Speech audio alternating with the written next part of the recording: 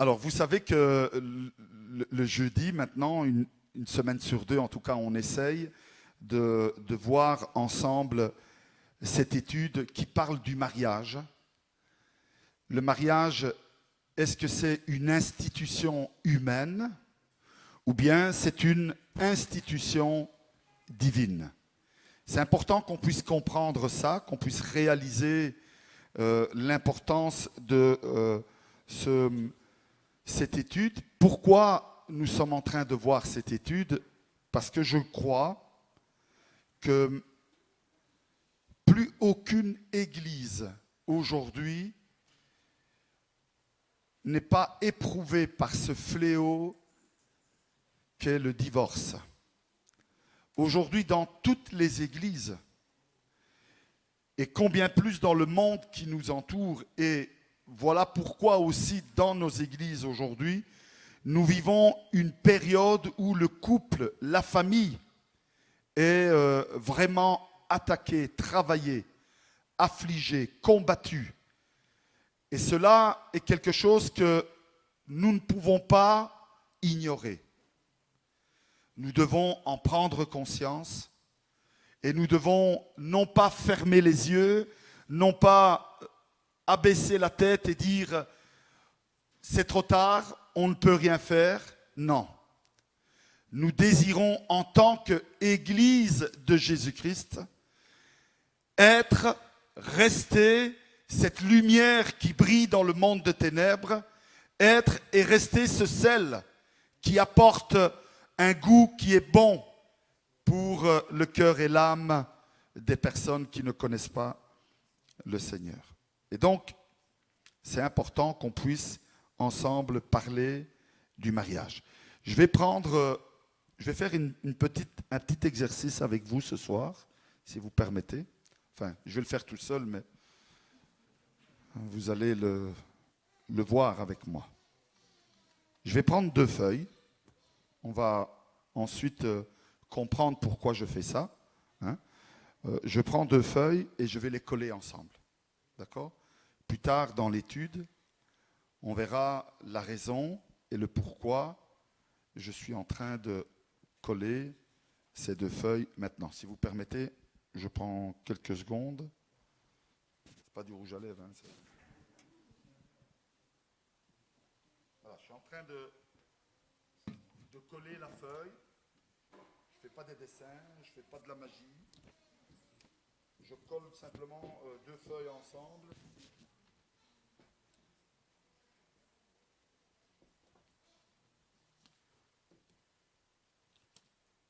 J'ai presque fini.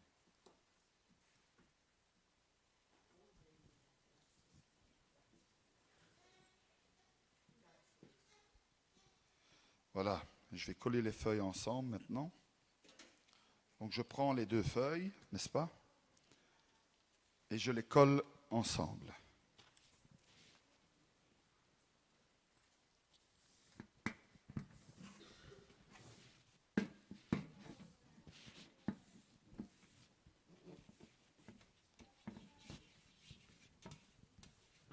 Voilà, on va la laisser sécher. Je vais la mettre là en attendant.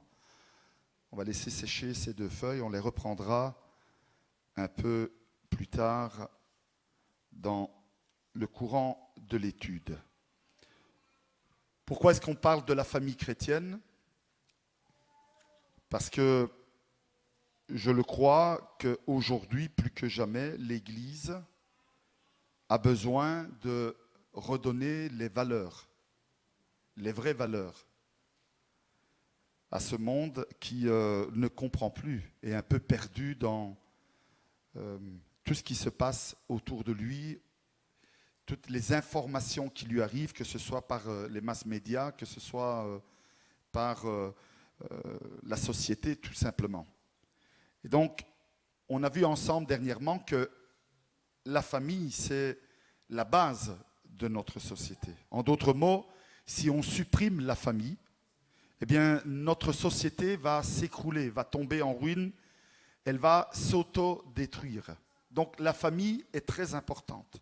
La famille, c'est aussi le lieu où nous vivrons du jour de notre naissance à notre mort. si nous vivons une vie tout à fait normale et naturelle, au moment de notre naissance, il y aura autour de nous nos parents, il y aura la famille, il y aura la famille élargie, les amis, et cette famille nous accueille, nous qui venons au monde. Et pendant toute notre vie, nous allons vivre les différentes étapes de cette vie ensemble, jusqu'au jour où nous allons, oui, quitter ce monde. Et le moment où nous allons quitter ce monde, si nous sommes une vraie famille, autour de nous, il y aura aussi les personnes qui nous aiment, notre famille, qui nous accompagne même dans ce dernier moment, ce passage. Donc, toute notre vie, nous la vivons de notre naissance à notre mort dans notre famille. C'est pourquoi c'est important d'avoir une famille qui est saine, une famille qui fonctionne bien, une famille qui apporte quelque chose de bon, que ce soit à notre vie ou à ceux qui sont autour de nous. Et puis nous avons vu aussi que pour que cette famille soit saine, pour que cette famille fonctionne, Dieu a établi des règles. Des règles afin que cette cellule familiale puisse fonctionner. Et donc, nous avons vu déjà dernièrement que le mariage est bien une institution, quelque chose qui a été voulu par Dieu. Et cela avant la chute de l'homme, avant le péché de l'homme et de la femme. Dieu a établi le mariage comme une règle, comme quelque chose voulu par lui, organisé par Dieu lui-même. Ce n'est pas Adam et Ève qui se rencontrent par hasard et qui disent « Voilà, on a décidé de vivre ensemble ». Et donc, si ça aurait été le cas, si vraiment Adam et Ève se seraient rencontrés à un moment donné de leur vie, de leur existence, eh bien oui, le mariage aurait été une institution humaine. Parce que deux êtres humains, un homme et une femme, se rencontrent et décident de vivre ensemble. Mais on voit dès la Genèse que ce n'est pas le cas. Dieu va tirer du corps de Adam Ève. Et la Bible nous dit que c'est lui-même qui va porter, accompagner Ève à Adam. C'est lui qui va déposer la main de Ève dans la main de Adam. C'est quelque chose organisé, voulu, dirigé par Dieu. Ce n'est pas le fruit du hasard, ce n'est pas la rencontre d'un homme et une femme qui décident à un moment donné de vivre ensemble, mais c'est voulu, organisé, décidé par Dieu lui-même. Dieu prend l'aide convenable, celle qui est destinée à l'homme, celle avec qui l'homme va s'unir, former sa vie, il va la prendre et la porter, la déposer dans la main d'Adam. Vous êtes d'accord avec moi? De là, on comprend que tout est voulu et organisé par Dieu. Donc le mariage est vraiment une institution désirée et voulue par notre Seigneur. Et ça me fait penser à ces moments des célébrations de mariage. Et Dieu sait dans la vie d'un pasteur combien de mariages j'ai déjà pu célébrer cette année. Je pense que je l'ai dit dernièrement. Rien que cette année, je vais célébrer une dizaine de mariages. Donc, ça vous dit l'habitude que j'ai de voir ça. Et à chaque fois, qu'est-ce qu'on voit? On voit le papa de la mariée qui prend la main de sa fille et qui la dépose dans la main de son gendre. Et donc, en la déposant dans la main de son gendre, il déclare officiellement et visiblement à tous: mon rôle de père, de protecteur de mon enfant se termine ici, et aujourd'hui commence cette union entre vous autres deux pour tout le restant de votre vie. Cette image que nous voyons du père qui dépose la main de sa fille dans celle de son gendre, c'est une image qui a son origine au début de la création. Cette image, elle vient du moment où Dieu lui-même célèbre ce premier mariage et dépose la main de Ève dans la main d'Adam. Donc, ce n'est pas quelque chose de banal, le mariage. On ne peut pas s'unir en mariage pour faire un bout de chemin ensemble. Et puis arriver à un bon moment, à un moment de notre vie, ben voilà, on décide de chacun faire son chemin de son côté. Ce n'est pas la volonté de Dieu. C'est malheureusement des choses qui arrivent. C'est des choses que, comme Dieu ne condamne pas, je ne condamne pas. C'est des choses qui arrivent. Mais ce n'est pas la volonté de Dieu. D'accord ? Ce n'est pas parce que ces choses arrivent aujourd'hui dans le monde et aussi malheureusement dans l'Église que c'est la volonté de Dieu. Jésus lui-même va le dire. Ce n'était pas ainsi au début. D'accord ? La volonté de Dieu, c'est que l'homme et la femme, lorsqu'ils s'unissent, le soient pour la vie. Nous avons vu aussi que le mariage est l'image d'une réalité spirituelle. D'ailleurs, Jésus-Christ lui-même et l'apôtre Paul ensuite vont donner l'image de l'Église comme l'épouse.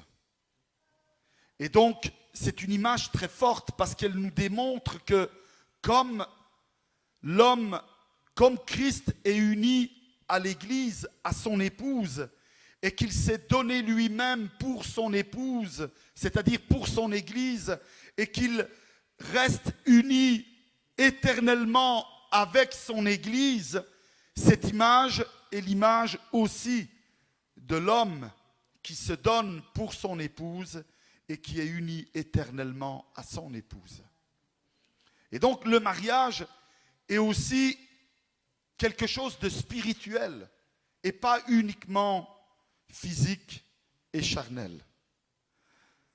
Alors, nous avons vu dernièrement le premier point du mariage selon Dieu, et j'aimerais que quelqu'un d'entre vous, si vous voulez bien prendre votre Bible, lire ce passage de Matthieu dans le chapitre 19, si vous voulez bien.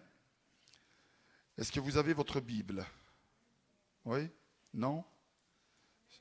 Alors, si vous avez votre Bible, s'il vous plaît, prenez-la dans l'évangile de Matthieu au chapitre 19. Et on va voir ce qu'est le principe voulu de Dieu ou ce qu'est le mariage selon le principe de Dieu, selon le désir de Dieu. Donc Matthieu chapitre 19, versets 5 et 6. Quelqu'un l'a trouvé ? Quelqu'un d'autre prend en même temps Éphésiens chapitre 5, verset 31. D'abord, Matthieu 19, versets 5 et 6. Est-ce qu'il y a quelqu'un qui peut le lire ? Oui ? Stella, vas-y. Bien fort. C'est pourquoi l'homme quittera son père et sa mère et s'attachera à sa femme, et les deux deviendront une seule chair. Ainsi, ils ne sont plus deux, mais ils sont une seule chair. Que l'homme bon ne sépare pas ce que Dieu a joint. Amen. L'homme quittera son père et sa mère, premièrement. Deuxièmement, il s'attachera à sa femme. Et troisièmement, les deux deviendront une seule chair. Ça, c'est le mariage selon Dieu, selon les principes divins. C'est comme cela que Dieu voit le mariage. Éphésiens 5, 31, quelqu'un l'a trouvé? Si vous voulez bien le lire, à voix haute, bien fort.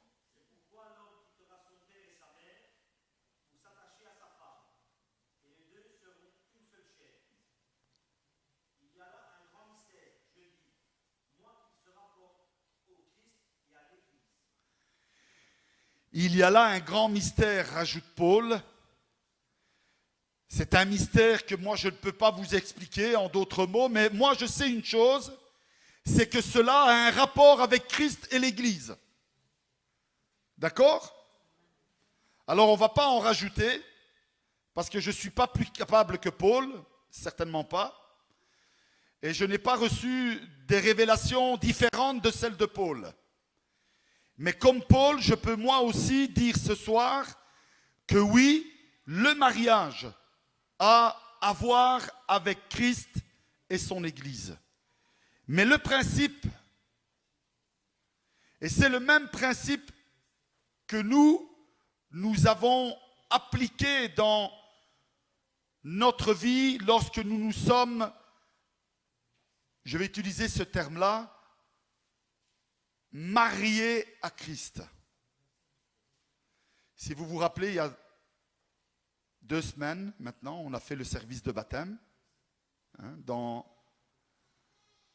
le paquet de jeunes qui se sont baptisés, il y a une des sœurs, Libelle, si vous vous rappelez de Libelle, Libelle a dit « Je suis vraiment heureuse parce qu'aujourd'hui, je me marie avec Christ. » Je ne sais pas si vous vous rappelez de ça. C'est extraordinaire parce que cette image est forte. Nous aussi, frères et sœurs, lorsque nous avons pris la décision de nous marier avec Christ, nous avons quitté ce monde, cette vie que nous menions dans ce monde. Nous nous sommes attachés à Christ et nous sommes devenus un avec Christ. Je peux entendre un amen? C'est Jésus qui veut cela. Vous vous rappelez de la prière que Jésus adresse au Père dans l'évangile de Jean? Il va dire comme cela: Père, que le monde soit un avec moi comme moi je suis un avec toi. D'accord? Donc oui, nous aussi, c'est ça l'image que Paul explique de ce grand mystère. On peut l'expliquer comme ça avec des mots, mais on n'a pas la capacité d'expliquer ces choses qui sont divines. En quittant ce monde de péché, on s'attache à Christ et on devient une seule chair. C'est pour cela que nous devenons un seul corps, un seul esprit. C'est pour cela que nous sommes appelés l'épouse. L'Église est appelée l'épouse de Jésus-Christ. Et donc, vous et moi, le jour où nous prenons la décision de nous marier, nous devons en premier, et c'est ce que nous avons vu dernièrement, quitter son père et sa mère. C'est le premier principe. Pour que notre mariage soit équilibré, pour que notre mariage soit heureux, pour que notre mariage soit paisible, il faut à un moment donné quitter son père et sa mère. On ne peut pas être heureux en couple, être en paix, si nous continuons à être, en étant mariés, attachés à son père et à sa mère. On ne peut pas être l'épouse de Christ, mariée à Christ, être un seul corps avec Christ, si nous sommes encore attachés au monde et au plaisir du monde. Amen. Nous ne pouvons pas. Parce que nous aurons tendance à écouter ce que le monde nous propose et nous n'arriverons pas à être un avec Christ. Nous n'arriverons pas à écouter, à avoir la même vision que Christ. La même chose dans le couple. Quand l'époux ou l'épouse continue à être attaché à son père et à sa mère, il va y avoir à un moment donné, tôt ou tard, un contraste qui va se créer dans le couple. Frères et sœurs, dans cette action de quitter son père et sa mère, nous trouvons les principes de base de la vie familiale. Tout d'abord, cet acte de quitter son père et sa mère est un acte public, officiel, visible. Tous voient cela. C'est pour cela que tous doivent voir que nous ne sommes plus attachés au monde. N'est-ce pas? Il ne faut pas que les gens, quand ils nous voient, ils disent « Mais Frédéric, il est marié ou pas? Tous les jours, il est chez sa mère, lui. » Quelque chose qui cloche, là. J'ai l'impression qu'il est plus souvent chez sa mère que chez sa femme, dans sa maison. Il y a quelque chose qui n'est pas normal, là. Est-ce qu'il est vraiment marié, Frédéric? Hein, vous imaginez si les gens penseraient ça de moi? Il y a quelque chose qui ne fonctionnerait pas, là. Vous imaginez vos collègues au travail, vos voisins, votre époux qui n'est pas encore converti, ou votre épouse, ou vos enfants qui n'ont pas encore accepté le Seigneur, ou vos parents qui vous voient faire les mêmes choses qu'avant, continuer à vivre et voir que vous êtes encore attaché à la vie du péché, la vie d'avant, et dire devant eux, « Eh, moi je suis marié à Christ. Hein. » Vous imaginez ça? Ça ne peut pas fonctionner. À un moment donné, le doute va naître. Et je pense même qu'à un moment donné, il va même naître dans notre cœur. Vous comprenez pourquoi à un moment donné, il y a tout qui ne fonctionne plus? Parce que comme on est toujours attaché à son père et à sa mère,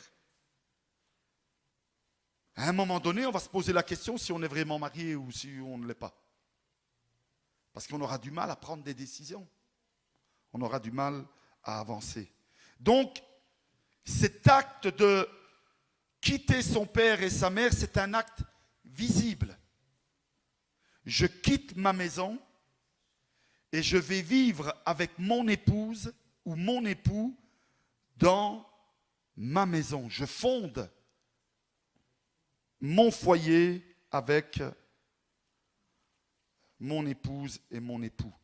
Ça veut dire quoi cela? Ça veut dire qu'il faut couper le cordon ombilical. D'accord?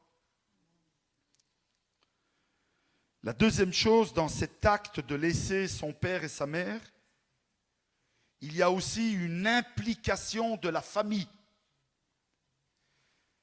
La famille aussi fait un acte public et visible. Et je vais m'expliquer. Pour avoir toutes les chances que le mariage fonctionne, pour avoir la possibilité que notre union puisse s'épanouir, il faut que la famille, le père et la mère consentent, acceptent, je vais utiliser un terme fort, abdiquent, c'est-à-dire déclarent que c'est fait, c'est comme ça, c'est terminé. Oui, mon fils est marié, ma fille est mariée. Et il faut un acte, une décision. Pourquoi cela? Imaginez le père la mère de la mariée ou du marié qui ne veulent pas de cette union, qui ont des doutes ou des a priori. Imaginez que le père et la mère ont tous ces a priori dans leur cœur, dans leurs pensées, qui sont provoqués par toutes sortes de choses, comme par exemple le manque de confiance. Elle est bizarre, ma belle-fille. Il est bizarre, mon beau-fils. Je sais pas, moi. Vous imaginez? Le papa et la maman du garçon ou de la fille qui pensent comme ça. Imaginez que le père et la mère, ils disent « Ah là là, nous on est… je vais aller dans des termes un peu plus clairs. Imaginez, ils disent « Nous on est chrétiens évangéliques et le marié ou le futur époux de ma fille est musulman. Ou il est bouddhiste, ou il est… je sais pas, catholique ou autre chose. Et donc il y a… Ou l'inverse. Ou l'inverse, hein. Imaginez ça. Et il y a du mal, il y a des difficultés. Pire encore, imaginez que le père et la mère disent « Oh là là, ma fille ou mon fils est italien. Italien. Et ma belle-fille ou mon beau-fils, il est belge, ou il est africain, ou il est… Oh, il est africain, oh, il est belge. » Vous imaginez ça? Ça frôle le racisme, hein, ça. Mais imaginez. Imaginez cette scène-là dans la tête du papa et de la maman. Ça n'arrive pas, hein. Non, ça c'est pas possible chez les chrétiens, ça. C'est pas possible, ça. Hein? Mais imaginez ça. Imaginez que le père, lui, il voyait son fils devenir médecin. Mais pour devenir médecin, il faut étudier jusqu'à au moins 27-30 ans. Hein? D'accord? Et puis à 22 ans, il tombe amoureux de la fille là-bas. C'est pas possible, ça. C'est pas le plan que j'ai moi pour mon fils. C'est pas le plan que j'ai moi pour ma fille. Alors il va tout faire. Hein? Il va dire, oh là là, ça, je vais tout faire pour que ça marche pas. Hein? Vous imaginez ça? Ça n'arrive pas, hein, ça. Ça, c'est très très rare, des choses comme ça. D'ailleurs, je ne sais même pas pourquoi je l'ai dit. C'est vraiment très très rare, des choses comme ça. Hein. Imaginez, hein, que le papa et la maman, ils regardent le beau-fils et la belle-fille et ils disent, ben, franchement, et ma fille et mon fils, il est 100 fois plus beau que elle. Hein. Il va aller se marier avec elle. C'est pas possible, ça. Comment ils vont naître, mes petits-enfants, là? Vous imaginez ça? Ça n'existe pas, hein, ça. Ça n'existe pas, hein. Ah, si vous saviez ce que moi je vois et j'entends en tant que pasteur.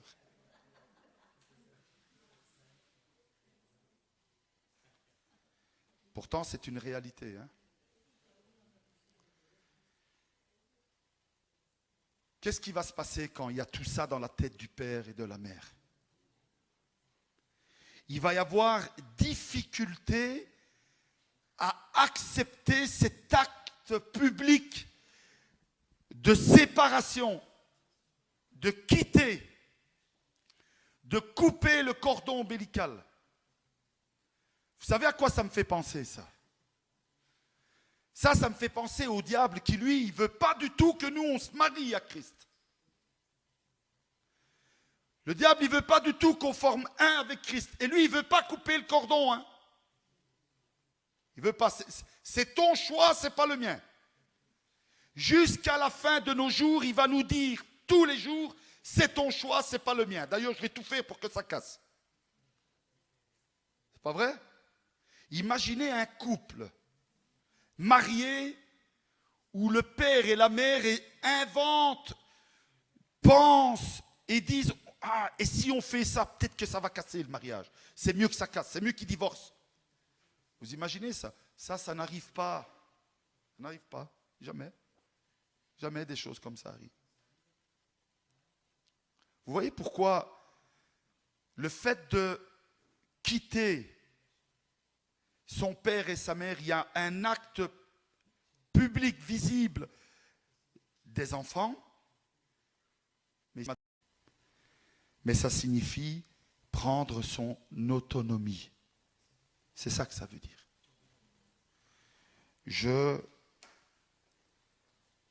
Avec mon épouse, nous allons prendre notre autonomie. On va construire notre famille. D'accord?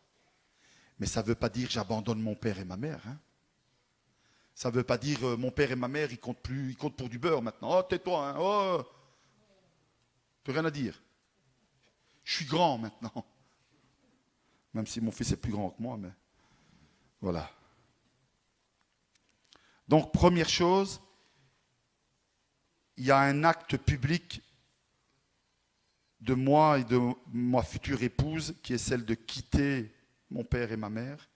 Il y a un acte public de mon père et de ma mère qui acceptent de se séparer de moi pour qu'il y ait la possibilité d'arriver à ce deuxième point. On a vu le premier, quitter, pour arriver à ce deuxième point qui est celui de s'attacher. Le verbe s'attacher implique beaucoup de choses qui aujourd'hui n'ont plus beaucoup de sens. On vit dans un monde où le mot s'attacher a perdu toute sa valeur. Cet après-midi, pendant que je préparais l'étude, j'ai été voir dans le dictionnaire les synonymes du mot s'attacher ou attacher. Alors regardez ce que nous dit le dictionnaire quand il parle, qu'il donne les synonymes du mot attacher, s'attacher. Regardez qu'est-ce qu'il dit. Premier synonyme, fixer. S'attacher, c'est se fixer. S'attacher, c'est être rivé l'un à l'autre. Vous savez ce que ça veut dire être rivé? Je ne sais pas, pour ceux qui travaillent manuellement, il y a une pince. Franco, aide-moi un peu. Comment s'appelle cette pince-là? Une poppeuse. Il y a une poppeuse avec des rivets dedans. Et bien souvent, on fait ça pour deux pièces métalliques. On prend deux pièces métalliques, on les met ensemble. Et qu'est-ce qu'on fait?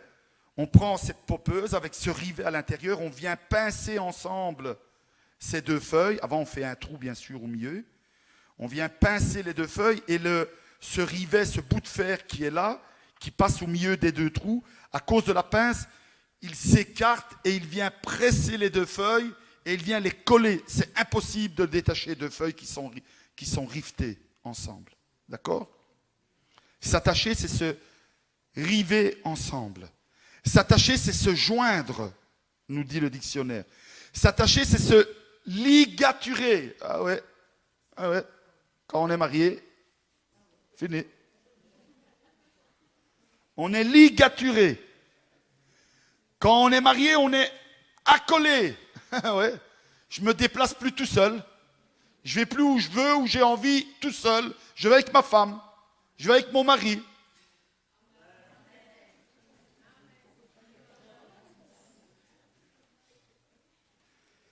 S'attacher, c'est s'accoupler. Ça veut dire je suis plus que un. On va parler de ça après. On va parler, ne vous inquiétez pas. S'attacher, c'est s'amarrer. C'est les bateaux, vous savez, les gros navires. Bon, quand ils arrivent au port, ils s'amarrent. Ils s'attachent pour empêcher qu'ils s'en aillent tout seuls à cause des vagues, vous savez? Parce que quand le bateau, le gros navire, aussi grand et gros qu'il peut être, hein, s'il n'est pas attaché, s'il n'est pas amarré, rien qu'avec les vagues, sans qu'il s'en rende compte, tout seul, il s'éloigne tout seul. Vous avez jamais vu ça? Moi, ça m'est arrivé quand j'étais petit. Et avec mes copains, on a dû nager pour aller chercher ce qui nous servait de barque. Parce qu'on avait oublié de l'attacher. Elle est partie toute seule, pendant que nous on jouait là. Elle est partie toute seule. Vous savez, il y a des mariages comme ça. Hein. Quand on n'est pas amarré, tout seul, le mari s'en va ou la femme s'en va. Il faut être amarrés ensemble. C'est impressionnant comment les synonymes nous parlent. Moi, je ne sais pas vous, mais moi, ces synonymes me parlent. Un autre synonyme dit adhérer. Adhérer, c'est faire mien l'autre, ou les idées, ou la pensée, ou la manière de parler de l'autre. J'adhère. Je fais mien. C'est ça, s'attacher. S'attacher, c'est s'accorder. Je m'accorde. Je suis attaché. S'attacher, c'est s'enchaîner. Ouais. Mais écoutez aussi ce que c'est s'attacher. Je les ai mis à part parce que j'ai trouvé que ça parlait plus que tout le reste. S'attacher, c'est aussi être séduit par l'autre. C'est pour ça que la Bible nous dit attention, de ne pas se laisser séduire par les autres, parce que sinon, je m'attache à l'autre. D'accord? S'attacher, c'est être captivé par l'autre. Je regarde mon mari et ma femme, elle fait wow. C'est dur, mais elle le fait de temps en temps. S'attacher, c'est se passionner pour l'autre. Je suis passionné de lui, je suis passionné de elle. Ma femme, c'est ma passion. Avant, c'était les courses de Formule 1.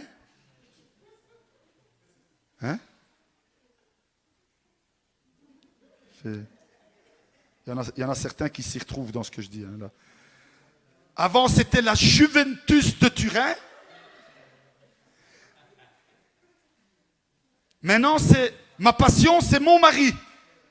Et si mon mari, c'est l'AC Milan ou l'Inter de Milan, c'est pas grave. Je parle aux futurs mariés ici. M'attacher, c'est être charmé par celui que j'aime. Vous savez, dans les films, les dessins animés, là, quand Popeye arrive et puis il y a... comment elle s'appelle Olive. Elle voit Popeye, elle fait... Vous avez déjà vu ces dessins animés-là? Non? Quand Olive, elle voit Popeye, c'est ça. Elle est charmée par Popeye. Ben, c'est normal, vous avez vu Popeye. S'attacher, c'est avoir le cœur qui a été conquis. Moi, ça me parle, ça. Il y a des gens qui sont mariés, mais tout ce terme attaché, là.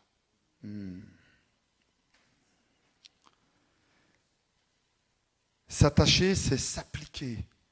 S'appliquer à faire de son mieux pour l'autre. S'attacher, c'est s'épouser l'un l'autre. Vous savez, quand on dit « c'est mon époux »,« c'est mon épouse », vous savez ce que ça veut dire, ça, réellement? On utilise bien souvent ce terme-là quand on parle de « il a épousé la forme ». D'accord? Vous avez une forme arrondie, carrée, triangulaire. Eh bien, l'autre forme qui est différente, vient épouser cette forme-là. Et donc, elle devient arrondie comme... c'est pour ça que bien souvent, quand les femmes sont enceintes, les hommes, ils grossissent. Parce qu'ils épousent la forme de leur épouse. Le problème, c'est que 9 mois après, le bébé est né et le mari, il n'y a rien qui s'en va, quoi. La forme reste. Et le dernier point, s'attacher, c'est se fidéliser, s'unir. Frères et sœurs, tous ces termes, tous ces synonymes du terme ou du verbe s'attacher nous font comprendre que le mariage, c'est une alliance. C'est une alliance sentimentale, c'est une alliance affective, C'est une alliance de fidélité pour la vie et plus. S'attacher, c'est demeurer fidèle, sans regret, sans remords. Ah, si j'aurais su. Sans comparaison. L'autre, hein, par rapport à toi, hein, j'aurais dû me marier avec l'autre. Hein. Il fallait y penser avant. Alors on arrive à cette feuille. On va terminer avec ça aujourd'hui. Pour nous permettre à nous tous de comprendre ce que ça veut dire s'attacher à l'autre. On a parlé de coller. Je vais prendre ces 2 feuilles que j'ai collées au début et on va les détacher. J'espère que ça va marcher. Regardez qu'est-ce qui se passe quand on détache ce qui a été attaché. Regardez.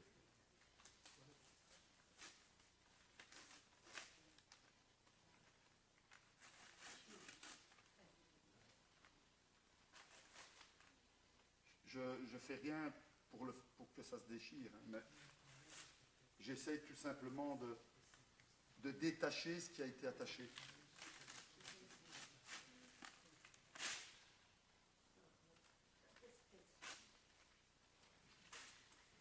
Voilà.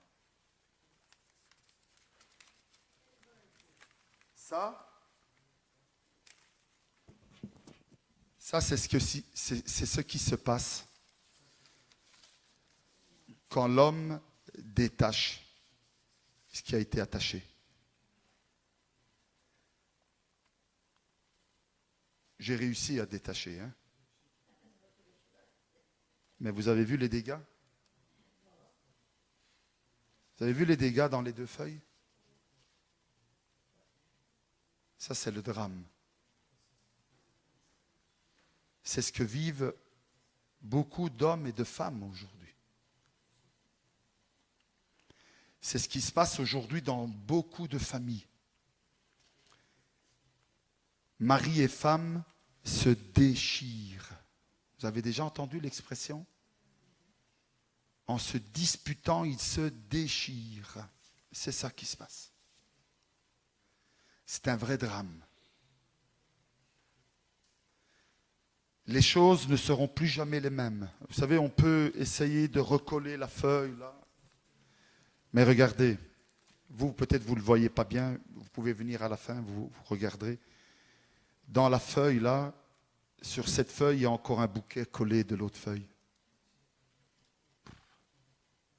Qu'on le veuille ou pas, c'est comme ça. Il y a encore des morceaux qui sont collés d'avant. Et si vous regardez la feuille, il y a des morceaux qui manquent sur cette feuille-là. Parce qu'ils sont toujours collés sur cette feuille-là. C'est impossible de faire différent. C'est comme ça.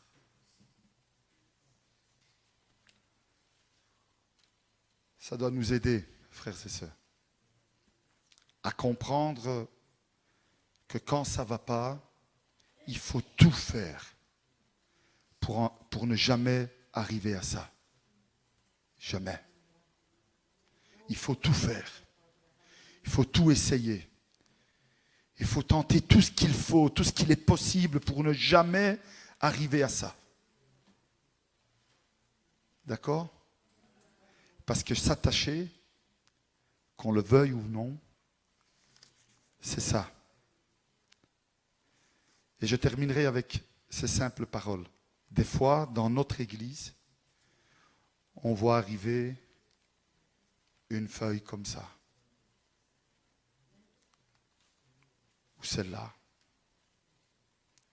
Et nous, en tant qu'Église, nous devons aider cette personne qui est complètement déchirée, complètement affligée, complètement brisée. nous devons l'aider à se reconstruire avec Jésus-Christ. Et jamais la condamner. Jamais. D'accord? On va en arrêter ici aujourd'hui. Amen. Que le Seigneur vous bénisse.